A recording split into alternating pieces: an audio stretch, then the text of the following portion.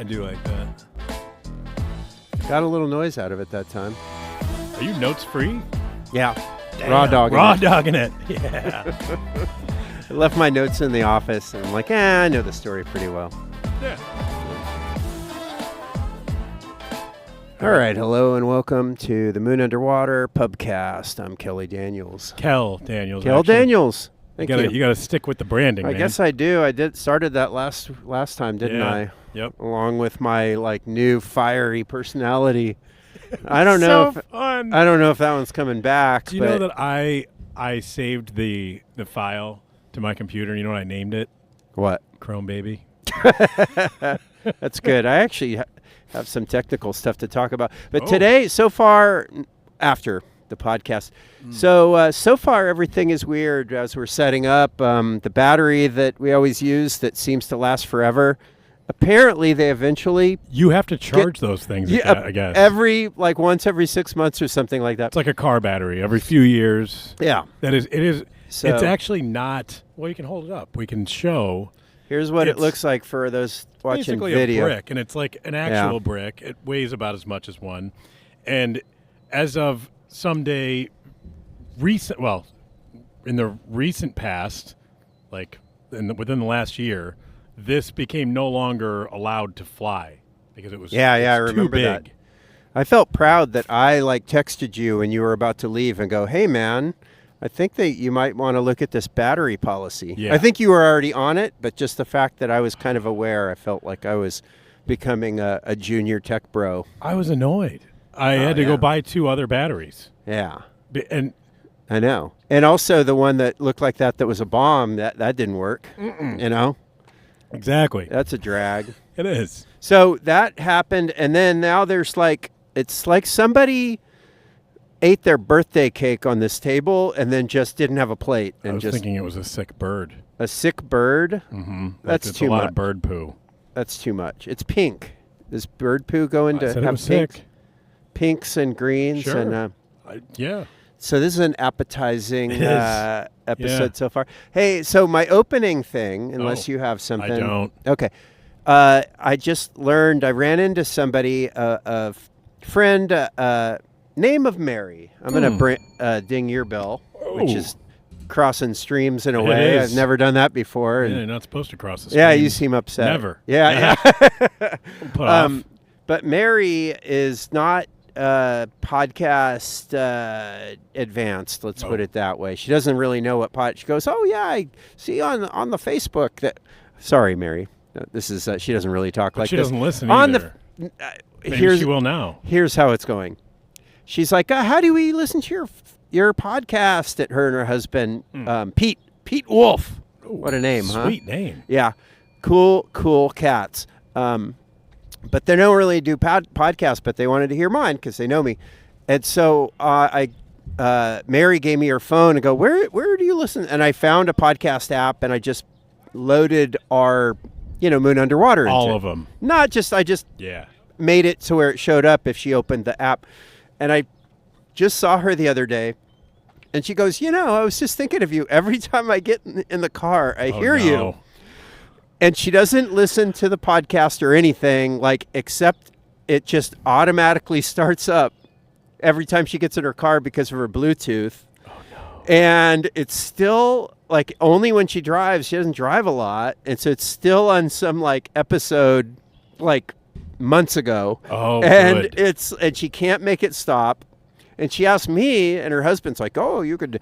And it's an iPhone. I don't have an iPhone. I could not find the app anywhere, and I don't know where the hidden apps are stored in an iPhone. And I'm like, I don't know what to do about it. I was going to show you, but it's up there recording. Yeah, maybe we could do another video how to find an app on your iPhone. Wait, no, now we're not going to get any more listens. That's true. No, but I want her at least. She goes, well, I at least wanted to go to another episode eventually.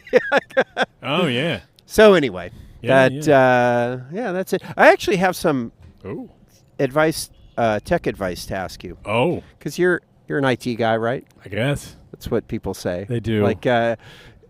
So your podcast partner, what's he do? He's like, he's in tech. Oh, so he's IT. Yeah, sure. Sure. Yeah. Sure. Yeah, he'll make sure that your Yeah, is your computer printer broken? can Yeah, reboot. I can do that. Turn it off. Yeah. Turn it on. I'm better with people thinking that, I think. Yeah, than what you really do. Yeah.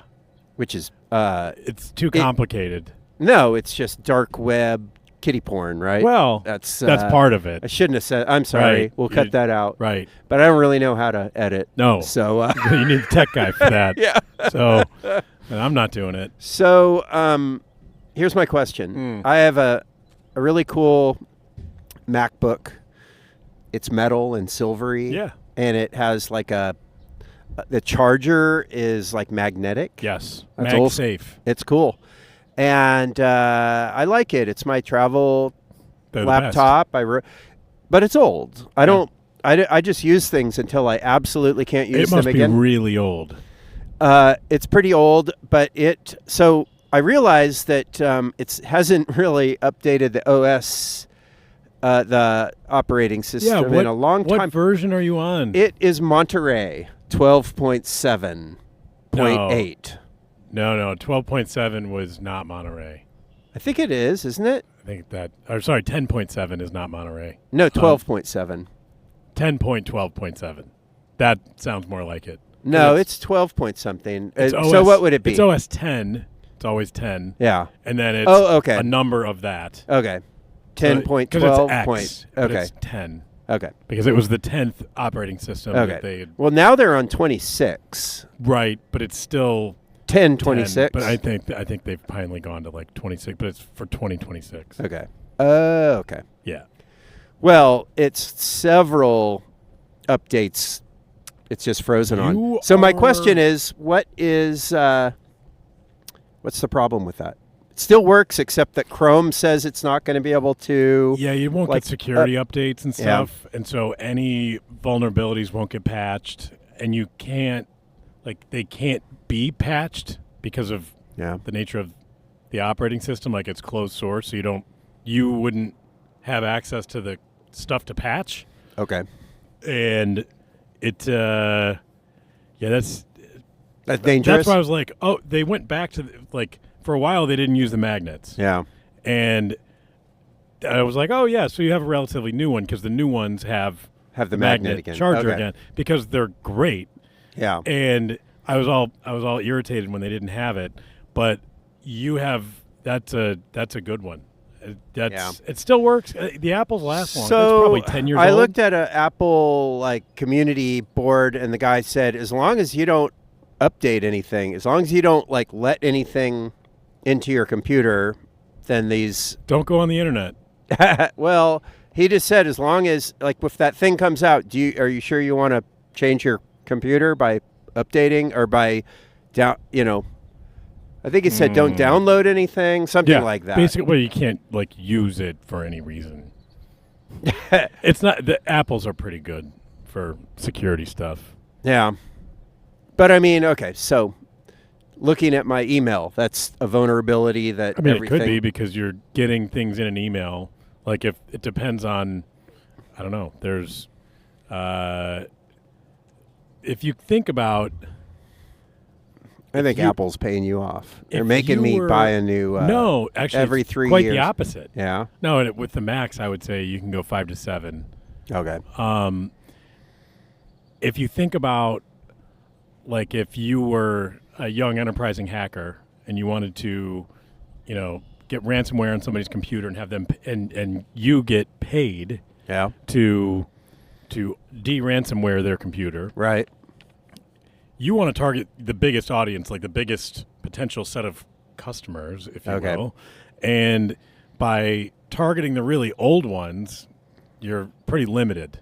So you're better off. My computer is not going to be the one that is at the hospital where they absolutely have to pay the ransom because people are going to die. Right. Okay.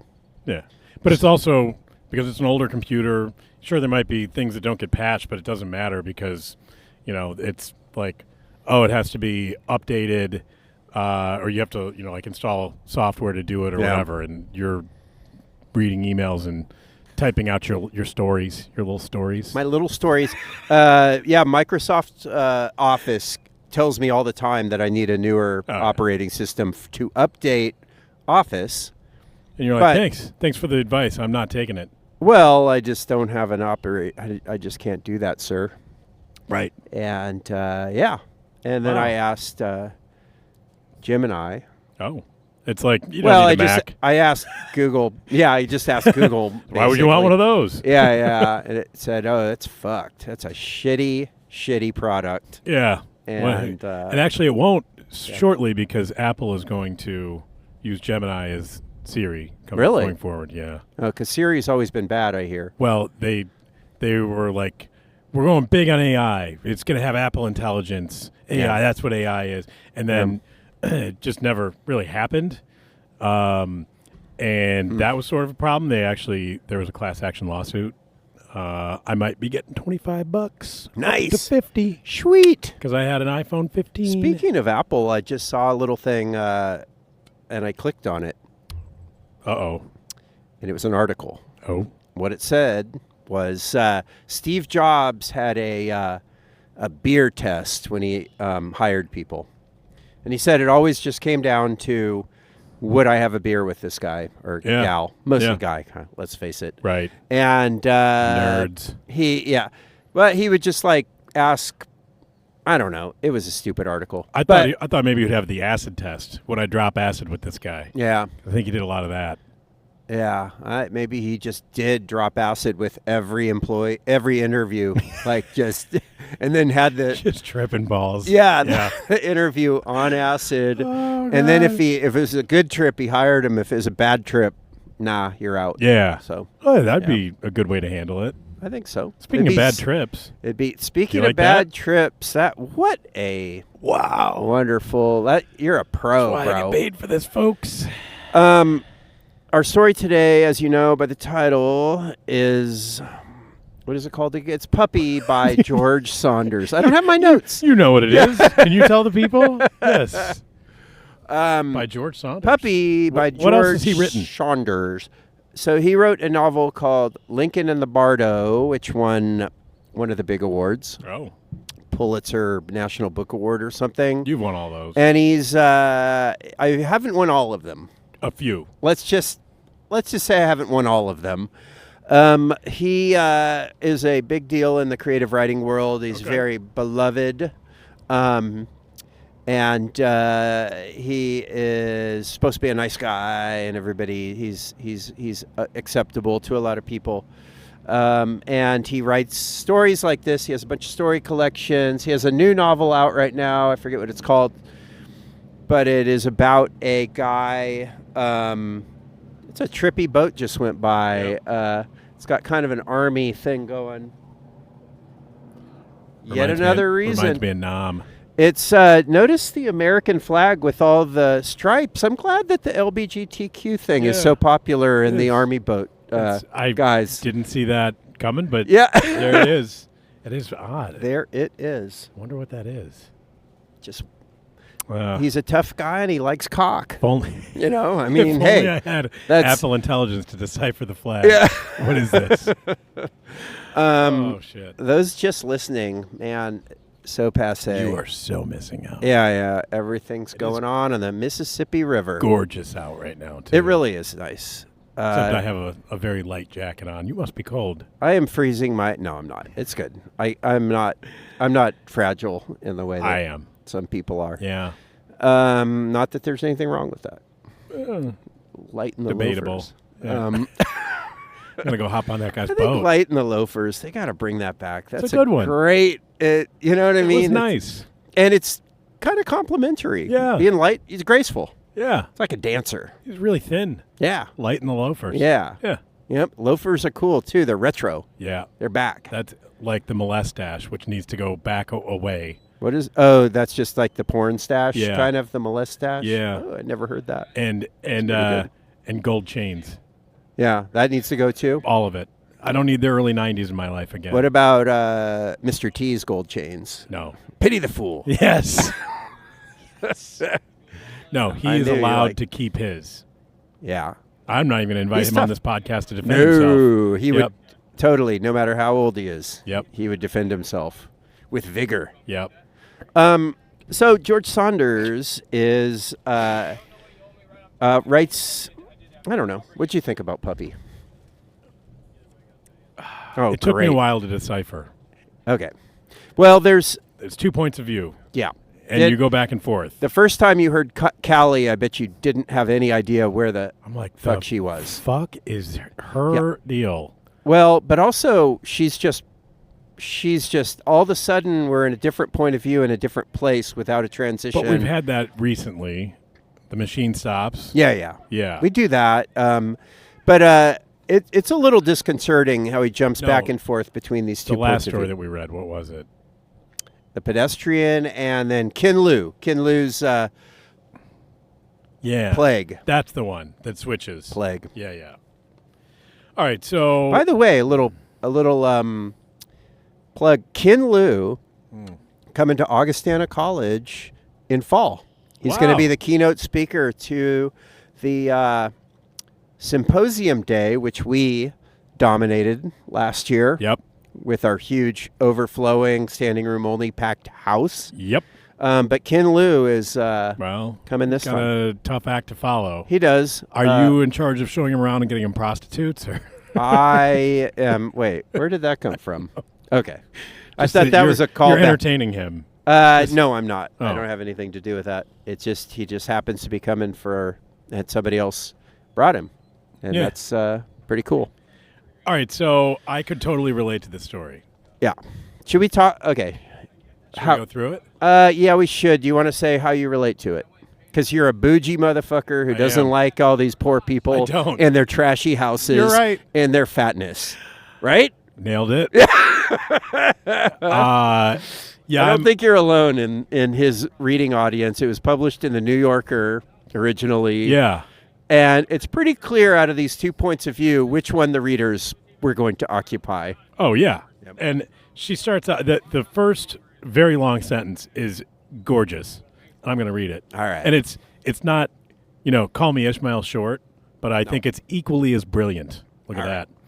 Twice already, Marie had pointed out the brilliance of the autumnal sun on the perfect field of corn, because the brilliance of the autumnal sun on the perfect field of corn put her in a mind of a haunted house. Not a haunted house she had actually seen, but the mythical one that sometimes appeared in her mind, with adjacent graveyard and a cat on a fence, whenever she saw the brilliance of the autumnal sun on the perfect, etc., etc. And she wanted to make sure that if the kids had a corresponding mythical haunted house that appeared in their minds whenever they saw the brilliance of the etc., etc., it would come up now so that they would all experience it together like friends, like college friends on a road trip, sans pot. Yeah, that's great. It reminds me of David Foster Wallace quite a lot. And it's very postmodern in that it is a kind of, she's not having a memory, she's having the idea of a memory. Yeah. And she's consciously hoping her kids will have memories of this thing that she doesn't even have a memory of. Mythical vignettes, Yeah. as she calls them. And it's the kind of mind of a hyper-educated person that just thinks too much. Yeah. Like they're not experiencing, right from the start, she's not in the moment. She's thinking, she's intellectualizing the moment. Right. And she's comparing it to, haunted houses and cats on, which is cliches. Right. And so, yeah, a lot going on in that first sentence. And it's beautifully written and it's long and it makes sense and it's grammatically correct and it's not easy to do that. So, I like the mythical vignettes because I definitely have them. But it's not about seeing something, and I'll get to it eventually. That's a little foreshadowing for you. Ooh. Look at that. Breaking out the foreshadowing. A little foreskinning Steve, for you. Steve Jones, ladies and That's gentlemen. right. Yep. Let me see if I can. There we go. Wow. Foreshadowing. I almost pushed the the housekeeping one. Yeah. Which would have been awkward. That would have been weird. But okay, so they're going somewhere. It's the family. yeah, There's Josh and Abby are in the car. kids. Yeah. And the mom is Marie. And doing what I do to my kid. Look outside. Look at how beautiful it is. Yeah, Isn't and it's this cornfields. amazing? And I don't do it for Autumnal. cornfields. I do the mountains. I'm like, look, Yeah. could you imagine if you were trying Yeah. to ski over there? Yeah. What about over? Oh my Yeah. god! And they're like, And what do your kids whatever, do? Dad. Okay, they're on phone and iPad. Yeah. And not caring Yeah. that we are in one of the most beautiful places So in the world. this And her is kids don't care. this is an older story, and the kid's on a Game Boy. Right. So, but same thing, except it's even playing, worse now. He's playing a hilarious game. Yeah. He's playing a game where he's basically It's called Noble Baker. Noble Baker, and he's baking bread. Yeah. He's like, serrated knife, or something like that, or slicing knife. She says that to him. Oh, he says slicing knife, yes. Yeah, slicing knife. And he's like angry because he like chose it. Right. But the game didn't.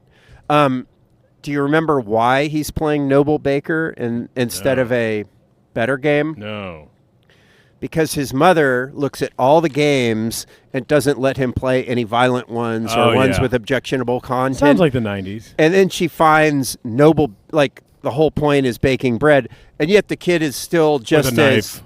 Yeah. But also he's just angry and doesn't talk to her, and that's going on. And I don't know, at least in my read, I have a pretty...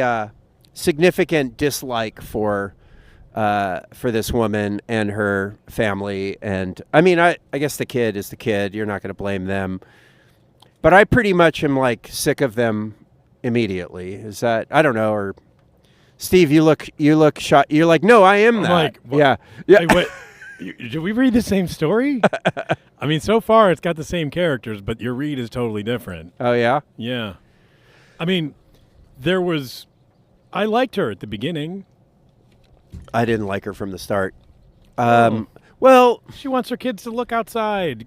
she wants them to, but she's also wants them to be in her wimpy world. about it, and I don't know. She wants them to be in her world. Yeah, she wants that, but okay. When did I start disliking this character? I don't know.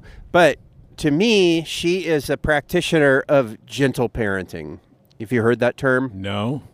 It's where you don't ever discipline your children for any reason because it Oh. might traumatize them. I know people like this. Well, that's what she's doing, and that's what her whole thing is like, don't ever... She wants them to pay attention, but she doesn't do anything to actually compel them to do it. And, yeah, so... She's called a hoe a bunch of times, I feel like, by Robert. Ho! Oh, yeah. So her husband, you want to talk about her husband? There's not much about him. God bless Robert. There He's was the man. guy... Okay, so what we learn in this first segment is that... I think Robert comes up in the first segment. Mm-hmm. They're driving, and then we learn a little bit about Robert, her husband. He's not there on the trip with them. We assume he works. He brings home the money, and she takes care of the kids and drives the Lexus. It's mentioned. And she is kind of full of anxiety, and she's upset about her kids, but doesn't actually address it in any way. I guess that's my criticism of her. And I did relate to her, put it that way. But it's the parts of being a bougie person that I don't like. And the kind of like spoiling your kids and then being kind of vaguely unhappy that they're spoiled, but then not doing anything about what little assholes they are because they're spoiled, and except you just keep spoiling them more. So I'm extrapolating a little bit. But Robert is the husband, and so... Here's the other thing about Marie is she just brings like stray animals home, like regularly. And she loved him for his playfulness. This is Robert. You could bring home a hippo you'd put on a credit card. Both the ferret and iguana had gone on credit cards. This was back before you put like every purchase on a credit card, apparently. And he'd just say, ho ho! Ho ho! And the iguana bites him, and he goes, ho ho, I guess you have an opinion in the matter. Right. He's kind of like a sitcom dad. He's a sitcom dad, and he is ineffectual and doesn't seem to have any kind of, again, parenting duties except... So far, I like this guy. Yeah, he has... I can identify. He has the money. Perfect. And whatever the wife spends it on... Wait, no, that I'm not good with. Hold on, let's back up. Oh, if your wife... if Anna started coming home with animals, like, I don't think that you would be like happy about it. What would you do if your wife came home with animals? I don't know. That's just a hypothetical that I don't have to deal with because I know. she's not into it. So, And mine was, yeah. and now we're on pet number 2, and we're both way over it. You It's guys our have second like cat. one cat though. Yeah, but I don't want. Yeah. I don't want. We had one cat for 17 years. Yeah. We got that cat together. Yeah. And it died, and I was super sad, and it was like, oh, the kids are going to be sad. And this is one of my favorite kid stories because my younger daughter hated that cat because it bit her when she was like trying to brush very long hair, and so hated her, and the cat. I had the cat put down while they were in Spain. I was like, oh, the kids are going to be so heartbroken, and Cat wasn't sick or old or anything. You just like it was 17. It was yeah, time it wasn't to go. good. Yeah, no, it was. No, I like the story better if you It just was like murdered I killed it. Yeah. I put it in a bag and threw it in the water. There's a foreshadowing. Yeah. And they're at the airport coming home from Madrid, and my older daughter, who was a big fan of this cat, was like, I can't wait to see Happy. And and Anna goes, well, I got something to tell you. Yeah. Happy died. And she was like, oh, okay. Yeah. And the other one goes, does that mean we're getting another cat? Like, disappointed 4-year-old who doesn't want anything to do with it. And I'm like, well, yeah, I already went and got another cat. Yeah. And that is a story I will finish with about the new cat. Oh, yes. Okay. Because it is definitely. I'm glad that this here. story is basically your life. It is. And I, okay. Oh, yeah. That's why you were so hurt when I said I didn't like Marie. Right. You know? Yeah. She seems great. Yeah. Now that I think about it, she's okay. Exactly. Can you beer me there? Yeah, I will beer you. Thanks. And, okay, so we're cruising along and we meet, she has a ferret, a dog. Yeah, they already have Gucci the dog, and I like that it's not Gucci, but Gucci. It's Gucci. That's pretty funny. Come on. I didn't even think about that. Oh, no, right. I missed it. Yes. Okay, so and then they have a ferret, iguana, dog, and she's going to get another dog because. Right. So, to me, that's significant part of her character.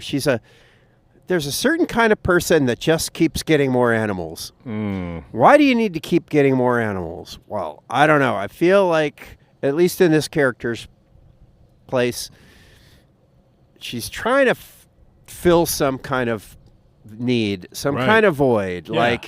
And I guess we can get to what I think that void is. The kid is crying because Abby, the girl, is crying because she's only 5 and has no memory of Gucci as a puppy because they're talking about, Mom, do you remember when Gucci was a puppy? Yeah. And then she starts crying. Right. So what are we getting at then? What are the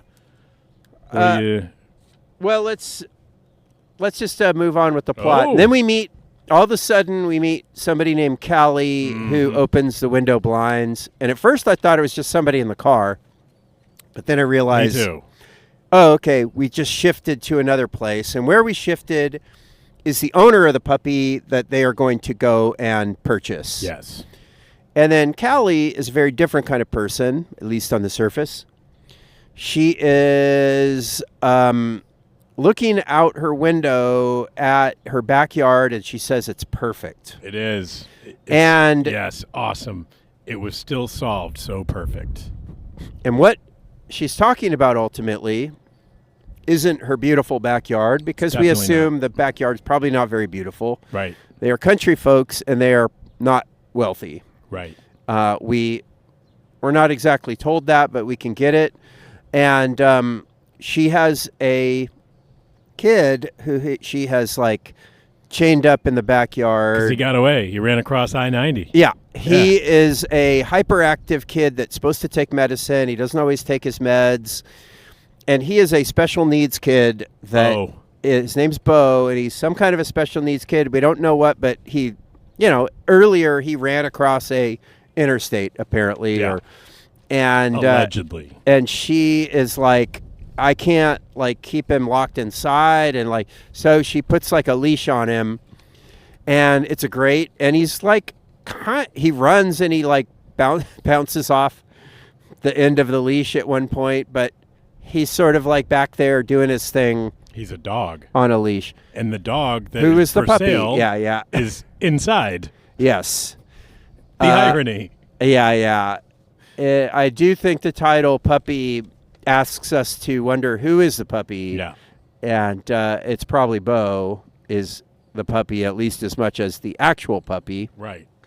But it doesn't really matter because they're pretty much in the same boat by the end. I like this. In a way. He was out there practicing pitching by filling his Yankees helmet with pebbles and winging them at the tree. Wow, that's a good way to practice pitching. Yeah. He looked up and saw her and did the thing where he blew a kiss. Sweet little man. Yeah.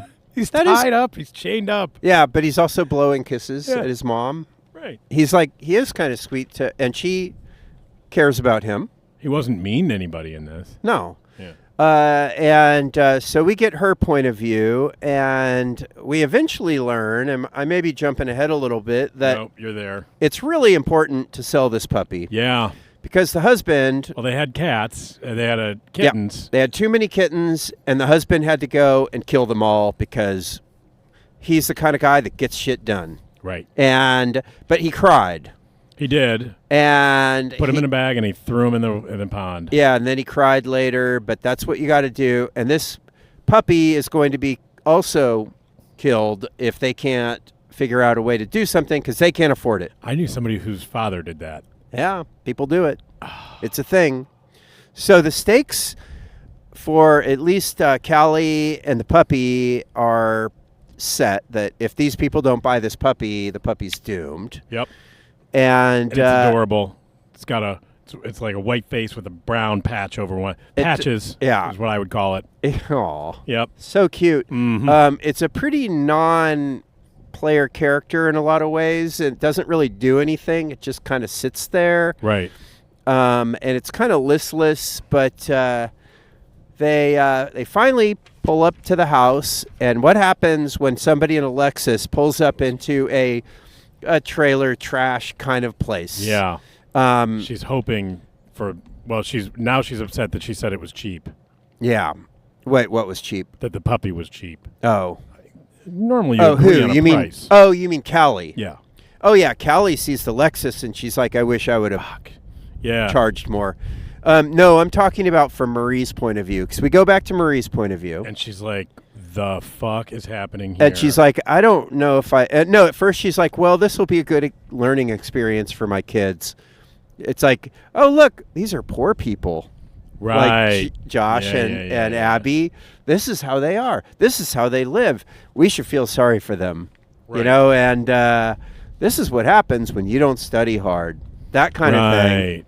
Yeah. And so she shows up, she walks in, and a lot of the humor of the piece is kind of mean, but it's just pointing out all the shit that's going on in Callie's house.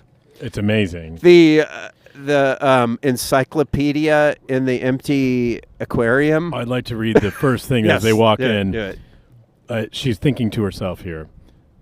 Please do not touch anything. Please do not touch, she said to Josh and Abby, but just in her head, wanting to give the children a chance to observe her being democratic and accepting.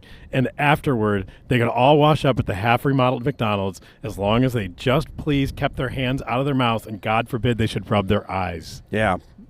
I have been somewhere where I have thought the almost exact same thing. Yeah. And it's when I got the current animal that I have now.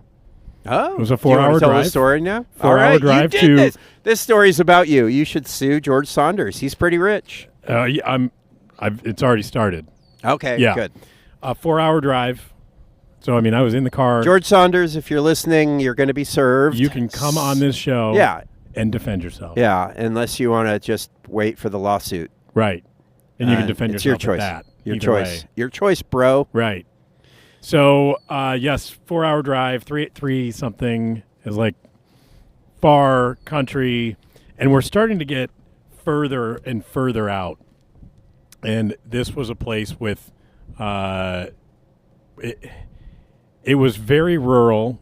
It was a cattery, which is apparently a thing. A what? A cattery. Cattery. Mm-hmm.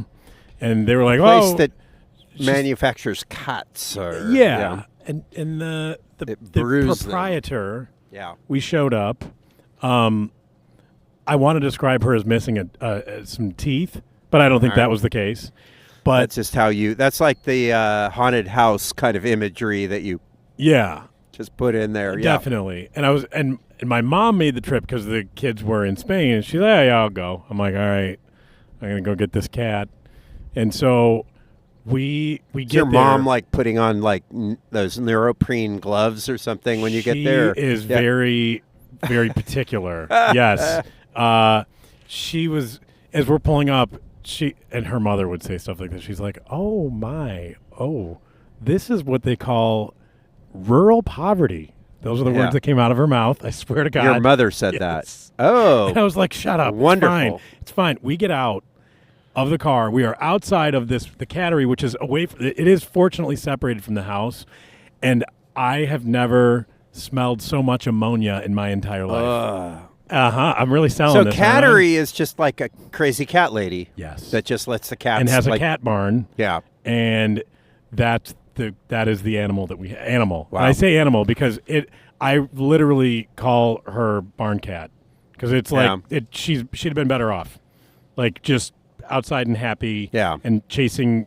Yeah. Food that she was never going to catch, and I'm out. I am out. You don't want another cat. I don't want any more pets. Yeah. Definitely. We travel too much for a dog. Yeah. A cat can at least be like, here, somebody come in and feed her and take care of the litter box. Yeah. Like, these are jobs I also llama? don't do. What about a llama? No. Pass. I like those llamas. Horses. Fuck that. Oh, you know what? Donkey. I want a donkey. Just for the dick, or? Come on. You have to, like, degrade everything, don't you, Steve? Yeah. Yeah. Yeah. No, donkeys are cute. I got those ears. They smell. Do they really? Yeah. I never really sniffed a donkey. I don't like anything big. I don't even like big dogs. Yeah. You know? Like, they can smell. Okay. Like, they get big and smelly and gross. I don't know. I always douse them with a little cologne. Eau de cologne. Gasoline? And they smell very nicely. Polo.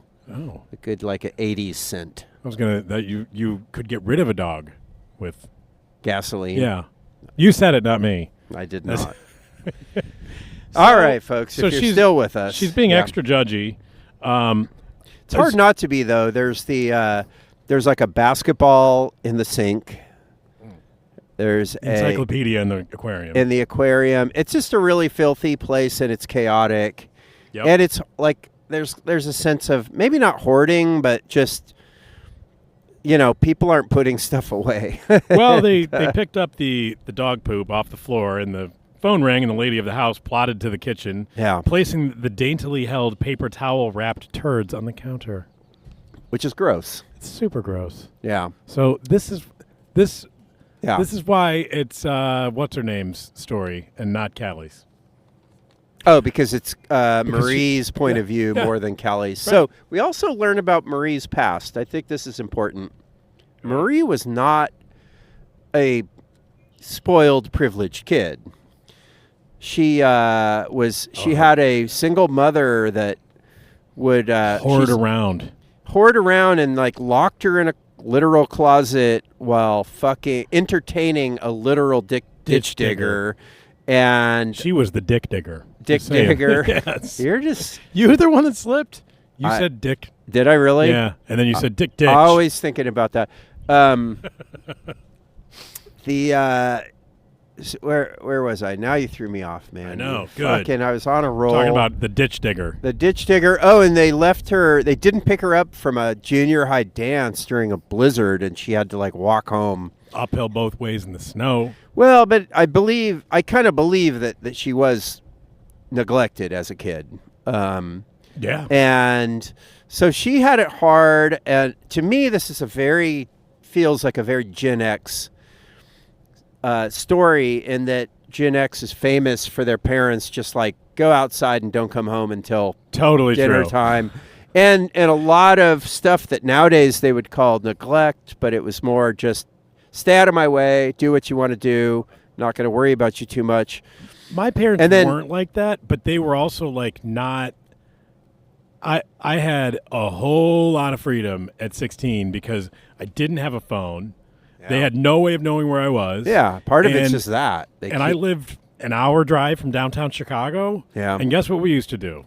And I'd be home by 1 when I was supposed to be back, and they'd be like, You're "What did- hanging out at the Greyhound bus station in downtown Chicago. Rock and roll McDonald's. Picking up some whores. Oh yeah, And getting some crack. definitely. It was the 80s. 90s. 90s, Late even 90s. better. There was some plenty of crack going on. And I'd get Meth. Next day, my parents would be like, "So what'd you do last night?" I'd be like, "Nothing." Like, didn't even. And there was They an didn't amount of freedom challenge that it. was amazing Yeah. in that. And I'm sure, being where you were, Yeah. same. You guys like go to LA, go out. Nobody knew. Oh, where you yeah. were. We would go to the Sunset Strip, baby. And we would like cruise around looking for shit to do. And we did that. But before that, before we were old enough to go all the way to LA, we would just drive out into the desert outside of town, I went to high school in a city called Redlands, good old Redlands, California. And we would just make a bonfire. You've seen Dazed and Confused, right? Oh yeah. The keg party. Yeah. That was every weekend, all through my high school. And it was like the kind of place where people rode their dirt bikes and their four-wheelers and all that. And at nighttime, we would just all drive out there and then make a big fire and have some kegs and have some beers, and everybody and there were different spots to do it. And every now and then the cops would come and everybody'd run away. But that was going on. But Gen X, I think, overcompensated largely. I'm talking in broad terms, doesn't apply to everybody. Yeah. But Gen X was the generation raised with a very light touch. Yeah. And they all raised their kids like they became the helicopter parents. That, I'm going to control every moment of my kids' lives. And I think that's what happened. I'm extra careful because I see that. Yeah. And one of the things that, so this happened, my daughter went to prom locally here, not her school. So she got some serious dick. Wow. I thought you liked talking about dick. No, I thought don't. that was your thing. No. I thought that's what you wanted this podcast to be about now. She was like, You were talking about donkey dicks a second ago, and now I'm talking about you were talking about dick diggers. that was.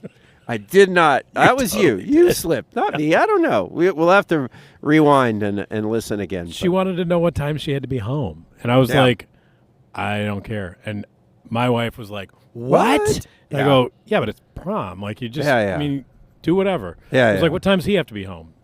Subtract 15 minutes from that. That's what time you should be here.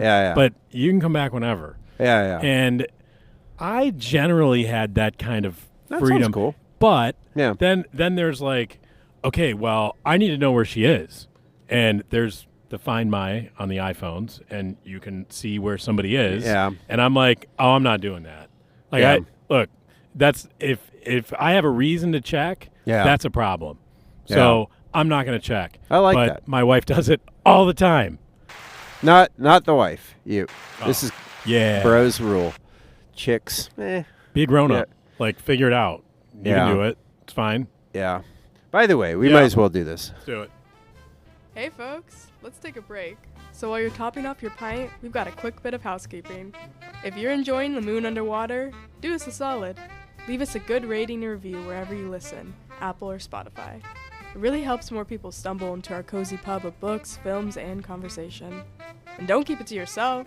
Tell a friend or share the show on your socials. I can't say it. Speaking of, you can find us on Instagram and Threads at The Moon Underwater Pod, YouTube at The Moon Underwater Pubcast, Twitter and Blue Sky at The Moon Underwater, and Letterboxd at TMUW Pod.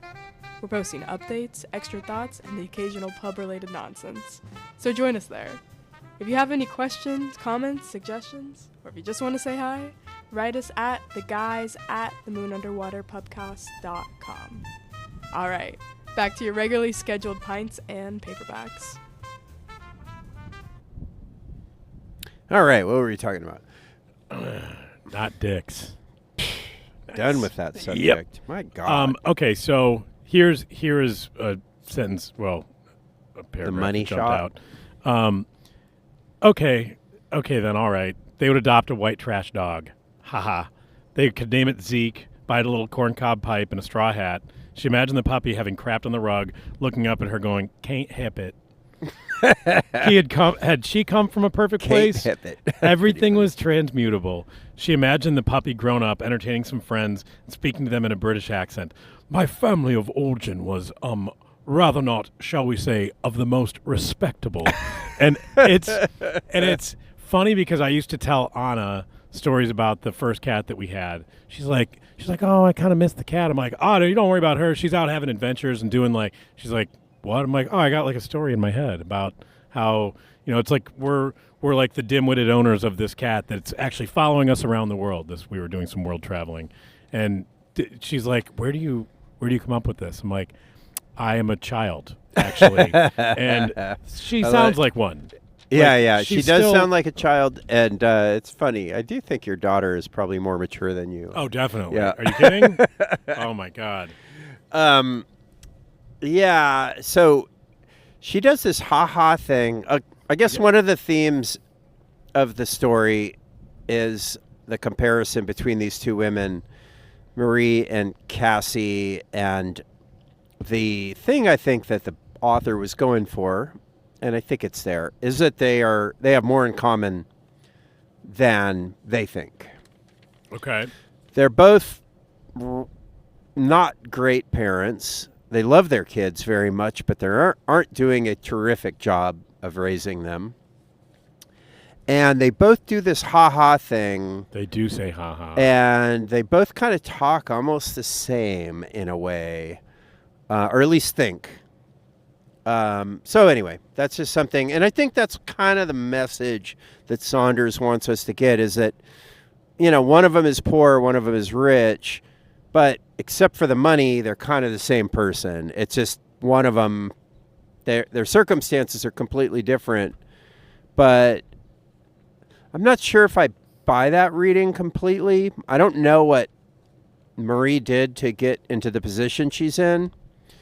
But I think that she's probably better organized than Cassie. Right. So we go into Cassie's point of view after... No. We see the... Yeah. So what happens is that Marie is kind of disgusted by the whole place, but she's like, okay, that's fine. We'll get the white trash dog. And then she looks out the window. She opens the blinds. Yeah. And is appalled at what she sees, which is little Bo. She sees little Bo, a child, about 10 years old, maybe, something like that. He's a little bit younger than Josh. And so he's on a line, on a leash. And he's on a leash. And he's running out to the end of it and falls over like he's dead and gets up. And yeah. Like we have all seen. And she's just like, fuck this. Mm-hmm. I'm not going to have anything to do with this, and I'm not going to contribute to this situation. And she's like, no, I'm not going to buy the dog. And before that, she notices this. She's been asked what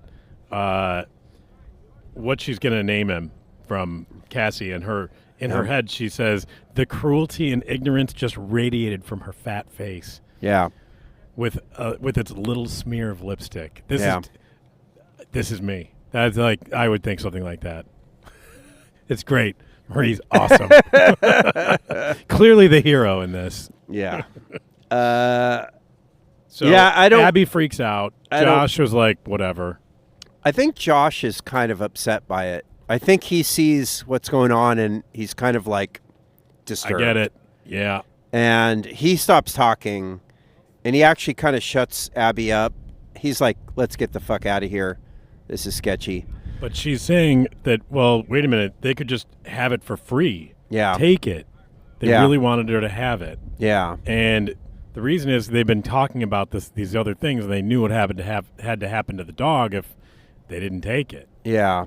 And so Cassie's going to take care of that problem because her husband he cried having to take care of the kittens. So Cassie is like, hey, I don't want to make my husband have to do this because that hurts his feelings. So she's going to go. Right. She leads the little dog out into the cornfields. Which is where we started. Yeah. Which is great. Yeah. And it's a haunted house. Yep. Which is where we've been. Where we've been. And she leaves the dog there to die. She thought and starving in a cornfield is better than drowning. Yeah, maybe. Or it's the same. It's the same as drowning. But she doesn't want to think about it. Right. And then she leaves, and she's going to grab $20 of her own saving and pretend that she sold it to appease her husband. For $20. $20. Meanwhile, what we learned from Marie is that she is going to tell her friend. That's the thing about people with money. It's not just that she's going to call Child Protective Service. Right. It's that she's got a friend there. Maybe she's Karen. Yeah. Totally a Karen kind of thing. And so she is going to make this woman's life hell. Yeah. And it's like, oh, I'm doing it. Hell. I'm doing it for the kid. It's revenge. Like, I don't like this woman. Yeah. I don't like her fucking fat face and her smear of lipstick and her dirty house and her shitty life. And I'm going to make her suffer even more than she's suffering already. Yeah. But she's like, oh, no, it'll be better for Bo. It's clear that whatever's going to happen to Bo, it's probably not going to be better than at least having, and that's how the story ends, is this idea that she loves him, that nobody will ever love him like she does, is how it goes. Like, did you notice that so earlier Marie had scolded Josh for saying, I could walk him or something like that. She goes, don't say like. Okay, yeah, I'll don't walk say him. like, yeah. And the last paragraph starts with Callie thinking, Bo wasn't perfect. Yeah. I was like, all right. Okay. Nice. Yeah, nice. Nicely played. Yeah, she's going to use the language incorrectly. That you shouldn't use, yeah. Exactly. But so Bo is going to be a special needs kid in some kind of foster situation. That's not good. That's not good. It isn't going to be good for him. He's going to be separated from the one person in the world that probably loves him. Also, we get a little bit of Callie. We don't get her background in the way that we get Marie's. But she's like, I know, I'm fat, I'm messy, I gotta start working out. She wants to be better. She doesn't want to be less messy, though. She just wants to be less fat. She said she wants less fat, but also she said she wants to be more organized, something like that. I say that all the time. I did get less fat at one point. Yeah. As evidence here. But, yeah, I'm still not organized. Yeah. So. Yeah, but your house doesn't have... Not yet. Encyclopedias and I'm working on it. Aquariums. You don't have any aquariums in your house, I've noticed. We used to with fish. A few. That was another animal I did not want in the house. Oh. Yeah.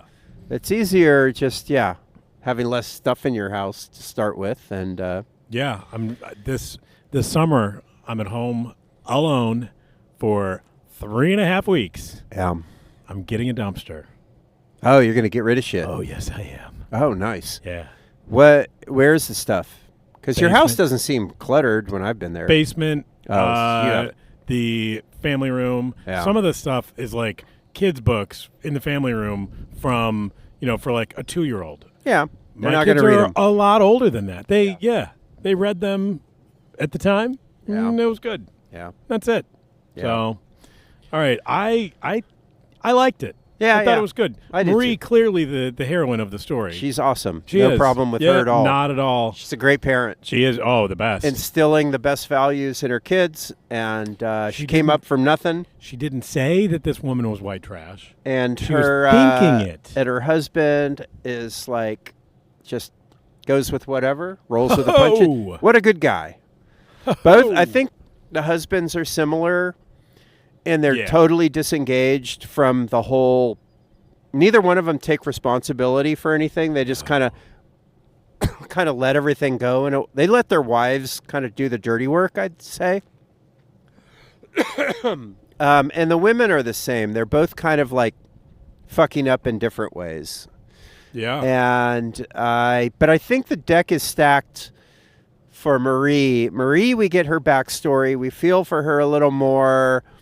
And I feel like Saunders, like, understands Marie more than he understands Callie. Yes. I don't think he was ever a poor guy. Okay. He started writing later in life, but he was a geoengineer, which meant he was like in the fracking. Oh, dang. He was a fracker.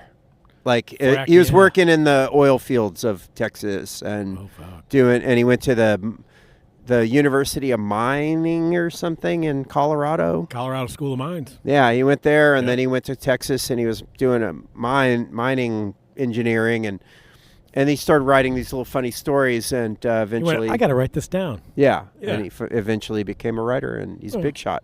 Maybe big writer. He had a vision of his dog speaking with a British accent. He probably did. He is that kind of guy. He seems funny. I saw him at a keynote speech for one of the AWPs.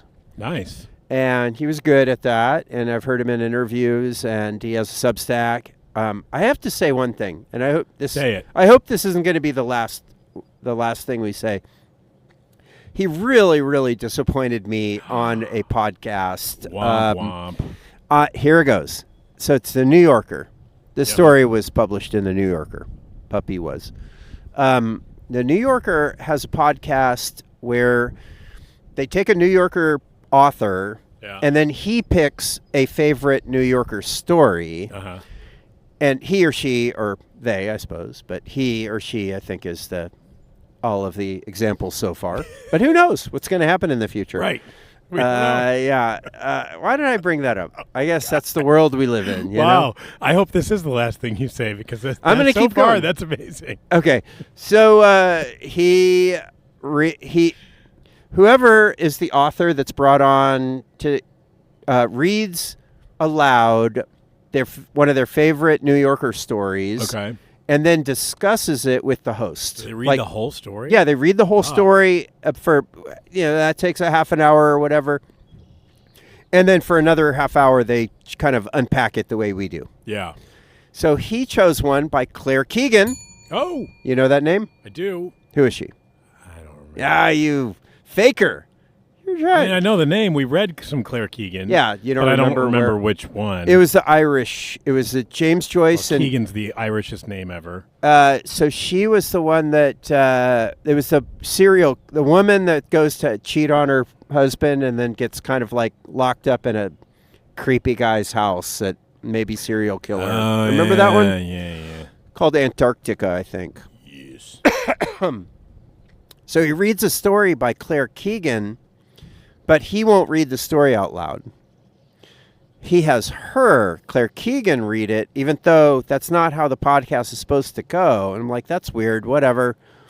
And then the host goes, well, first we should probably explain why you didn't read it. He goes, well, I'm not comfortable using the C word. So what happened is the story, Cash, which he likes, which he chose as his favorite New Yorker story, is about a guy. He's kind of a shitty guy, and he's like, it's a relationship story, and he's like later in life, but he starts dating a woman, and then they move in together, and it's about just kind of what a jackass this guy is, and he eventually calls his girlfriend a cunt. And Saunders wouldn't read the story because he could not sully his precious mouth with that bad word. And I mean, there's like one bad word that you can't say. I know, but he said the C word. He goes, no, and he's afraid that somebody's going to like have him like take it out of context or something. Oh, or give me a break. He's going to get canceled. And I think you canceled him in that moment. I think the C word is coward. I think that was seriously wimpy. Nice. And I thought, come on, bro. Come on this show. Have some yourself. Fucking cojones, man. I mean, there's nothing. You thought the story was great. You cannot read it out loud because you're afraid of what the meanies on the internet are going to say, or they're going to like. You called someone in your own story white trash. Yeah, and it is, and also in the story, it's not like cunt is a great thing to call somebody. That's when we know that this guy's a real fucking dickhead. Right. which is another word Yeah. that people can say. Right. And donkey dick and what Dick else? heavy, really. Other things. Podcast. There's other things to say. There's other things. There's other horrible So things to I say. really turned against Saunders at that point. Just at that moment, I'm like, okay, whatever. And then all of a sudden, all his writing seemed less good, which speaks more to the unfairness of the way we are, I think, than anything. But I like the story. I actually was not a fan of. I'm not as big of. I was before the C word thing. I was not as big a fan of his writing as most of my colleagues. He has one book that I absolutely love, and I am going to plug it, though. It's called Swimming in a Pond in the Rain. And it is a book about Russian literature. And it is a class that he teaches where the students unpack all these Russian stories, Dostoevsky and... So it's very complicated. And Chekhov and, I forgot, Dostoevsky, Chekhov, Tolstoy, Gogol, those guys, and some others. And he goes through them, and he writes. It's a brilliant book. I love it so much. That's my favorite thing he's ever written, to be frank. And it's not his own fiction. It's him unpacking other fiction. So I like George Saunders. I wish he had been a little bit gutsier when it came to just, if you like the story, read the story out loud. And and if the Twitter mob comes and yells at you, stand your ground. Like, don't fucking bow to the mob. You didn't write it. Yeah, you just go, hey. Like, yeah, I'm allowed to like the story, even though that word. And is also, in you're it. already famous. You're already wealthy. What are you afraid's going to happen, man? Are they going to Are all these little shut-ins who on Blue Sky going to rush your house and was okay drag with you her up? reading it though? Oh, totally. She could have her reputation ruined if that's what was No, going to happen. but it's because she's a woman, just like a black guy could say the N-word and white guy can't, or white person can't. I think that's what he was thinking. No, those are two totally different things. I think that, and also I think that him being wimpy about it made it more likely that the N-word idea will spread and then we'll get more and more words banned. We need to stop it already, I think. There's a word that's banned. Yeah. And that's it. Let's leave it at Let's that leave one. it at that one. Circle it. Yep. That is, we're not going to escape. It's It's like I agree. it, we're not going to start kind of expanding. Well, this other word is kind of hurtful too, so let's also put that one on the list. There's a lot of people that are trying to do that. That was him. He was kind of trying to do that, or at least he was afraid of that happening. And I don't want that to be the main point of this podcast. And I guess it happened at the very end. You do. Yep. You like that part. Yep, I do. Yep. All right. So, puppy. If you buy a white trash puppy and you go all the way there, you might as well buy the dog. Name it Zeke. Name it Zeke. Make fun of it. Yeah. Make fun of the people you bought it from, but don't. Talk about him on a podcast. No matter what you see, don't blame the puppy, and don't. You know what I mean? And have an embodied experience. Yes. Have an embodied experience. And, which one is it? Is it this one? Hey, folks. Nope. Shit. Great. Thank God. Got a little confused there for a second. I'm surprised that didn't happen last week. Yeah. No, last week that's my true self. Today is me pretending to be something that is acceptable. There's a filter. To the rest of the world, and that's how I go through life. But every now and then the filter just falls away, and then you get the real me. With enough old styles. It wasn't like I had 9. It was 2. And then 2 more. Yeah, but I think I was just into 2 when I started really talking. That's true. It wasn't, All right. Amazing.